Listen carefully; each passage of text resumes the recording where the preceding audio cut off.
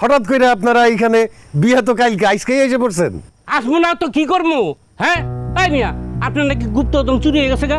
হরে ভাই আর কইেন না, গুপ্তধন পাইছিলাম, গুপ্তধনটা চুরি হয়ে গেছে।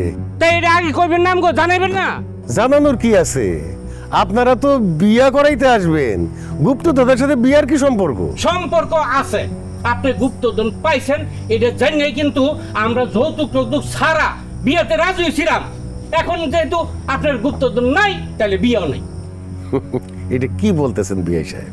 এই মিয়া, বিয়ে সাহেব মানে একদম খবরদার। আপনি মিয়া একটা ঠক। কত বড় সাহস! হ্যাঁ, আশা করছিলাম আপনার মায়ের লগে আমার বাগিনার বিয়া দিয়া ওই গুপ্তধনের অংশীদার হমু, শরীর হমু। হাই হাই হাই, সব আশার মধ্যে আপনি পানি ঢালিয়া দিচ্ছেন মিয়া। আবার বিয়ে কই বেড়াইছে, মেজাজ কিন্তু খারাপ হয়ে যাইতেছে, কই দিলাম। বাইরে হয়ে যান আমার বাড়ির থেকে, কি করতেছেন আপনি? বাইরে হয়ে যান। মামা চলো।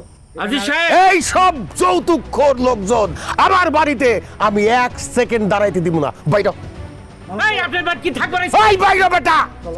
থাকবে না, কতটা গুলি। ফাজিলের ফাজিল, লোভী,